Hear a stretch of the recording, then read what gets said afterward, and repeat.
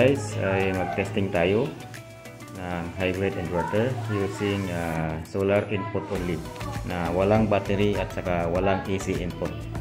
So yung solar panel ko doon sa taas ay nakakabit na yung total 5 kilowatt na solar panel at ang panahon ngayon sa labas ay mainit, so tamang tama at makapag-test tayo sa hybrid inverter using PV input. So check natin yung voltage na pumasok ngayon sa inverter.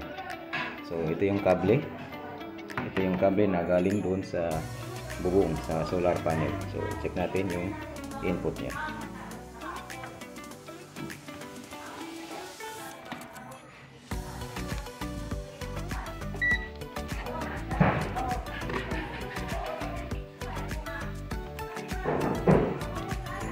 May pumapasok ngayon na 356 volts mula doon sa solar panel. So ito natin.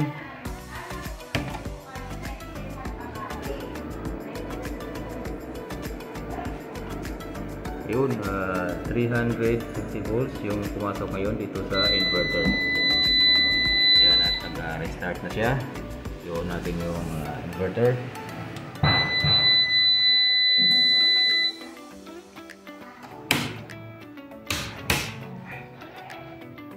Yan, at ngayon ay may naka-standby na siya ngayon na 230 volts sa inverter.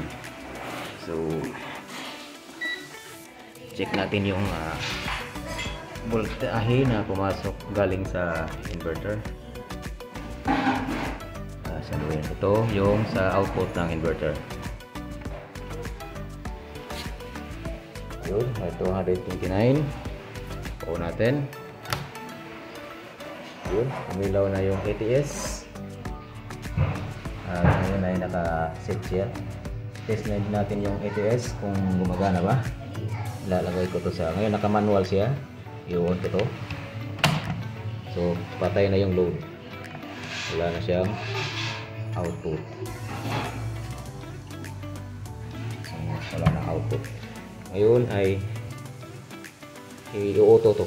Ilagay ko to sa automatic. Tingnan natin kung lilipat pa siya sa number 1. Yun, at lumipat. At nag-on ulit yung output ng ATS.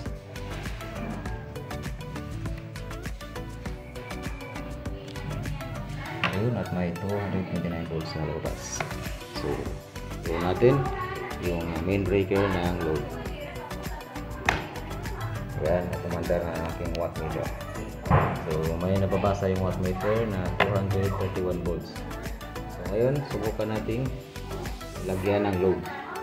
So dito ko yan nakakabit temporary. Yan. So unahin nating i-test itong electric fan. So naka-on.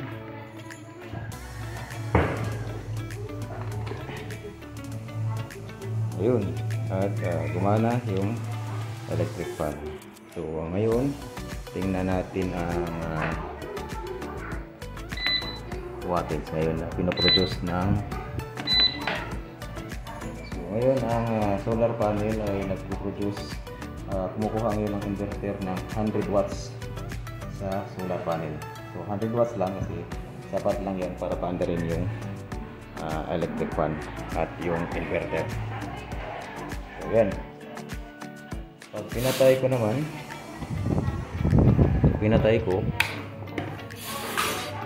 yun, bumababa yung solar wattage na kinukuha ng inverter kasi nga wala nang load.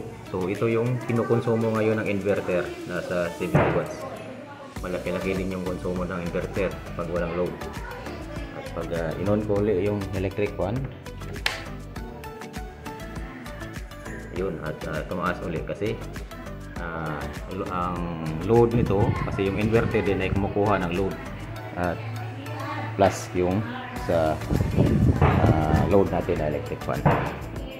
Ayan, maganda to kung may battery na nakakunik kasi ma-maximize niya yung capacity ng solar panel, kung ano talaga yung actual na na-harvest ng solar panel. Kaso nga lang, wala tayong battery ngayon, so pansamantala ito lang muna. At tinetest lang naman natin itong hybrid. Okay, subukan naman natin sa malaki-laking load. Itong electric fan na ito ay ang rating niya ay nasa 50 watts. At ang nakukuha dito sa wattmeter ko 39 watts lang. Parang hindi accurate itong wattmeter na to, masyadong mababa.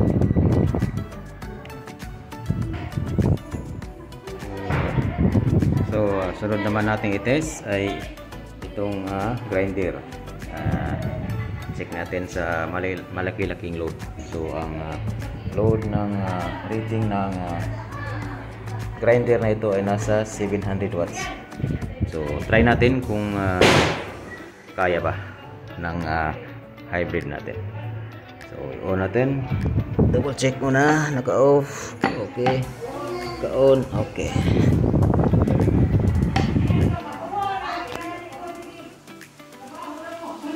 So on.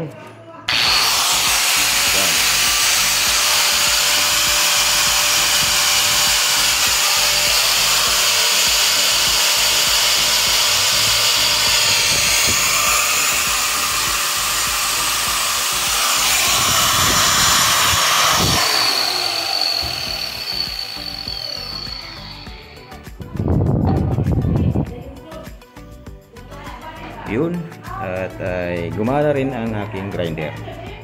So nasa 700 watts yung rating niya. At makikita mo kanina doon sa reading kung ano yung nakuhang konsumo ng grinder. Yung wattmeter na yun, yung wattmeter na yan, hindi po siya accurate. Masyadong mababa yung reading niya compared sa rating ng grinder na ito. So, yun po. At gumana yung hybrid inverter natin using solar panel only. So, yun lang po muna. At sa susunod po ay itetest ko na yung total commissioning na. Test natin lahat, pati yung battery, pag nabuo ko na yung battery. So hanggang sa muli, at watch out for another video. Thank you po.